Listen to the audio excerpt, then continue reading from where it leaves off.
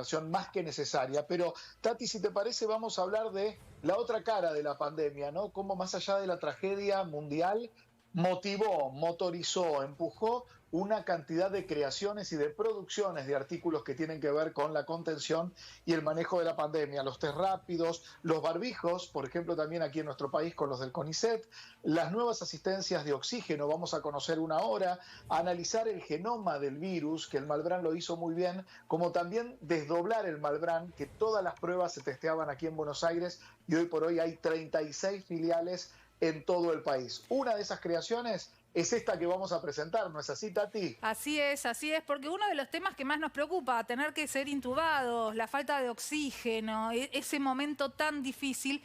Y hay cosas que nos dan orgullo local, como vos decías recién, está con nosotros Marcos Ledesma, con un casco, yo no sé cómo se llama eso, pero lo voy a llamar casco, que ha salvado la vida de mucha gente. Sí, gracias primero por invitarme. Me da pie una de las preguntas que le hicieron a la doctora recién, porque justamente el Hospital Fernández fue uno de los hospitales que más colaboró con nosotros en el desarrollo de este casco.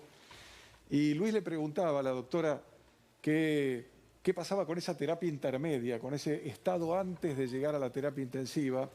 Y la verdad que en el Hospital Fernández, cuando empezamos el proyecto del casco había solamente 7 camas para tratar de esta manera pacientes para evitar que lleguen a la intubación. Y hoy, si no me equivoco, y me debería de confirmar el doctor Montiel, que es el jefe del servicio creo que están con 23 camas. ¿Por qué? Porque de los 200 pacientes que trataron en el Hospital Fernández con este tipo de tecnología que se llama ventilación mecánica no invasiva, 150 de los 200 no fueron a terapia intensiva. O sea, eran pacientes que tenían indicación de terapia intensiva, que iban a ser intubados, y 150 no fueron intubados gracias a este tipo de tratamientos, que no es el único. La ventilación mecánica no invasiva se puede hacer con estos cascos, o helmets, como se los conoce acá, o si no con las cánulas nasales de alto flujo, pero terminan siendo sistemas similares que lo que ¿Las hacen cánulas son las bigoteras? No, las bigoteras solamente dan oxígeno. Son un paso anterior, como digamos. un soplido, digamos.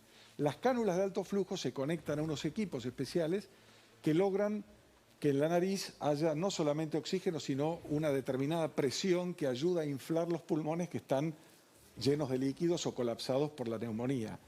Con el casco se logra un poco más de presión, permitiendo que todavía se inflen, digamos, más los pulmones.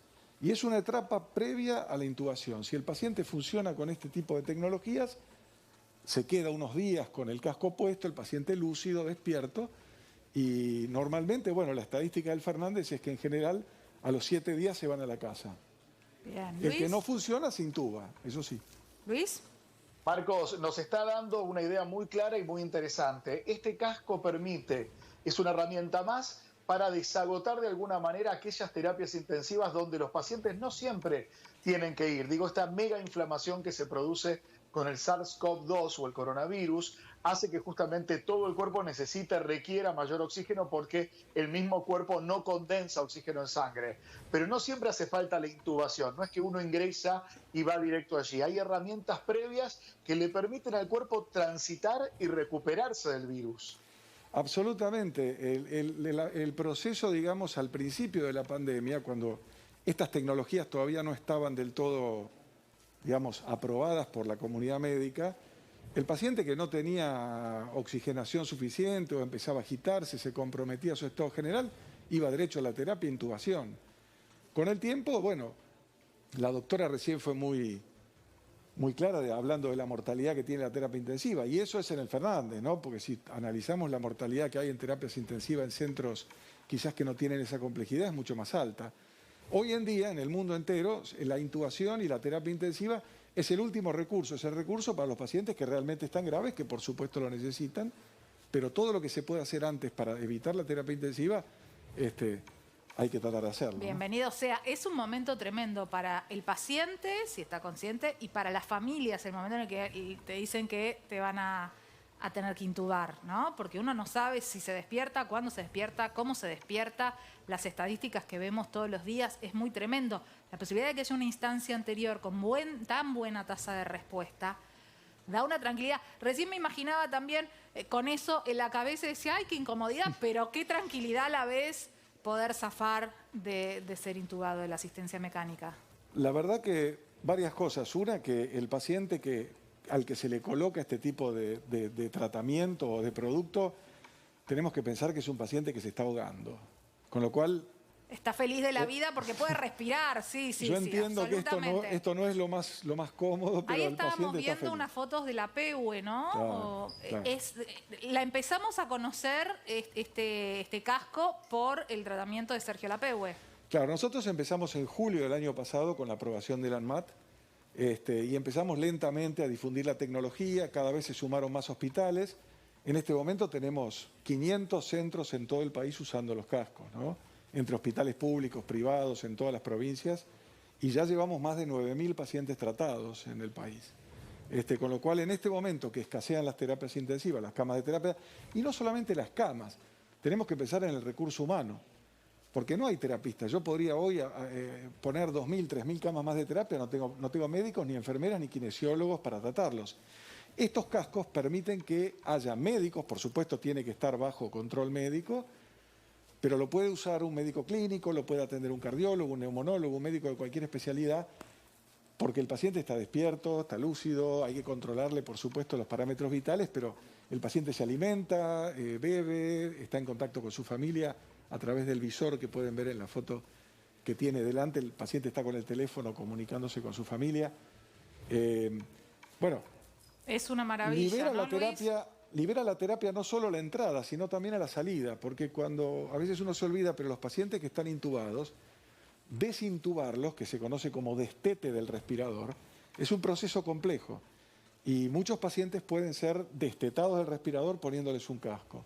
Entonces, libera la terapia de la entrada y también a la salida, y por supuesto alivia al personal de la terapia, está agotado, vive en estado de guerra, digamos, ¿no? Está extenuado, ¿no? Seguro. Marcos, estamos viendo todo el proceso de lo que tiene que ver con la colocación de este casco, un casco que a través del caso del colega Sergio Lapehue empezó a darse conocimiento público a todos los países de la región. He visto publicaciones con la foto de Sergio en otros países de Latinoamérica. Digo, desde este lugar, este invento argentino cobró, digamos, nuevas expectativas de exportación, o todo lo que se está produciendo por el momento queda en el país. En este momento la demanda que tenemos de otros países es muy baja, es muy alta en el país. Esto de últimas 2 o 3 semanas tuvimos una demanda muy alta, pero es verdad que cuando fue la primera ola el año pasado, exportamos mucho a Chile, a Guatemala, a Ecuador, a Colombia, a Honduras, inclusive a Arabia Saudita, a India, exportamos a otros países también. Ahora, en este momento tan difícil y de falta de recursos, hay gente que en la desesperación se ha querido comprar un respirador para tenerlo en la casa como si lo pudieran usar, ¿no? Como si yo pudiera intubar a mi marido si quisiera. ¿La gente tiene la fantasía de que esto lo puede usar solo? Evidentemente hay gente que pregunta. Esto no es un termómetro, no es un oxímetro de pulso que uno puede comprar y tener en la casa. Esto es un producto hospitalario, esto hay que usarlo digamos, dentro de un establecimiento hospitalario. Esto se conecta a las salidas de gases de la pared, de la cama del paciente. Eventualmente se puede conectar a un tubo de oxígeno, pero solamente para un traslado de un paciente de un centro distante, un pueblito que no tiene estructura, a un lugar con otra estructura hospitalaria. Pero no, esto no es para uso particular, esto además lo tiene que decidir el médico tratante y lo tiene que decidir el sanatorio si tiene la estructura para poderlo usar, ¿no es cierto? No nos recomendamos de ninguna manera que sea adquirido de forma particular.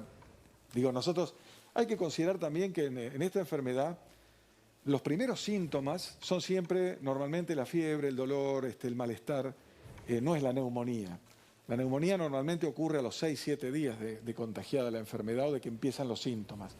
Con lo cual el paciente tiene un tiempo, digamos, si ve que su cuadro empieza a empeorar, para eventualmente acercarse a nosotros y, bueno, analizar las cosas con su sanatorio, con su clínico tratante. Bien. Nosotros tenemos entrega inmediata, el casco lo pueden tener en un rato con una moto, digamos. No recomendamos para nada que lo adquieran. No lo compren en su casa. Marcos, sí, me ponía a pensar en lo que pasaba en abril y mayo del año pasado. Esto no es una versión, esto es información oficial. del momento en que el Estado Nacional, con el entonces ministro Ginés González García, detenían la venta de respiradores. Hay 3 fábricas en el país, 2 en la provincia de Buenos Aires, una en Córdoba, que venden a toda la región, venden al exterior. Bueno, detenían estas exportaciones y concentraban el uso estratégico de este bien además de uso para personal sobrecapacitado, desde el Ministerio de Salud de la Nación. En ese momento hubo un dato de uno de los fabricantes de que un empresario cordobés, en ese caso, por temor, empezaba una pandemia, quería comprar un respirador para tenerlo en la casa, cuando es materialmente imposible, salvo que uno traslade una dotación de médicos de terapia intensiva, que uno pueda ser tratado en una casa con un respirador. Pero el temor empuja a estas situaciones y por momentos también se piensa que hay que tener todo a mano como para poder salir del paso. No, para salir del paso hace falta sí o sí un sistema de salud fuerte, un Estado responsable que acompañe y que contribuya con recursos a ese sistema de salud. No, por supuesto. Esto, digamos, nosotros no tuvimos esa situación de que toda la producción tenga que ser localizada en Argentina porque lo que pasó fue, como yo les decía hoy, al principio de la pandemia, los protocolos no incluían este tipo de tratamiento. El paciente que tenía algún problema respiratorio iba derecho a la terapia, a la intubación. Con el correr de los meses y la experiencia de los médicos, este tipo de tratamiento se puso muy, muy de moda, porque realmente, les contaba hoy, a ver, si 2 o 3 de cada 4 pacientes se salvan de la terapia, evidentemente. Pero bueno, tardó, digamos, en ser adoptado por la comunidad médica, porque bueno, había unos protocolos que se habían establecido al principio de la pandemia que indicaban directamente la intubación. Hoy en día, nosotros por suerte tenemos una producción que puede satisfacer las necesidades locales y bueno, no hemos sido avisados de no poder venderlo en otro país, digamos, ¿no? ¿Qué costo tiene este casco? El costo ronda los 80, 100 mil pesos, pero el casco sirve para varios pacientes, lo pueden usar normalmente en 5 o más pacientes inclusive. Yo siempre digo que lo que hay que considerar como comparativo es el costo que tiene un día de terapia. Claro. Un día de terapia cuesta 100 mil pesos. Claro. O sea, un día de terapia, un paciente está normalmente 2 o 3 semanas en terapia, son 2 millones de pesos que le cuesta al sistema, esto contra en promedio, 100 mil pesos para 5 pacientes. Claro, y esto en promedio cada paciente lo tiene una semana. El paciente, lo que se hace normalmente con estas tecnologías es, se hace una prueba. El paciente que está con el problema respiratorio, con ciertos criterios que los médicos que lo tratan lo analizan, dicen, bueno, este paciente vamos a probar ventilación mecánica no invasiva. Normalmente se prueba durante 2 horas, 3 horas, 4 horas. A veces el paciente con esto es notable, a veces están con una saturación de oxígeno de 65, 70, y en 10 o 20 minutos, con el casco puesto y el paciente en posición boca abajo, va a 95. O sea, el paciente se recupera en 20 minutos. En ese caso decimos, bueno, este paciente va a funcionar con el casco. Ese paciente se queda con el casco normalmente un promedio de 7 días, de los cuales usa entre 8 y 16 horas por día el casco, y las otras horas está con bigotera o con algún otro sistema, también para alimentarse, para higienizarse, ¿no? Ah, perfecto, se saca un rato para... Exacto, para se saca la escafandra de arriba y perfecto. Queda lo de abajo, que es por donde entra el oxígeno y por donde sale el aire, que sale a través de un filtro, o sea, el paciente no contamina el entorno, que eso es muy importante, porque no se contamina el personal que está trabajando. Qué maravilla, ¿no, Luis? Sí, de verdad, de una sencillez y de una exactitud, ¿no? Por eso digo, siempre se nos distingue a los argentinos en el mundo cuando vamos a ejercer cualquier oficio por esa lucidez a la hora de arreglarnos con lo poco, pero para mí es lo mucho, es la imaginación.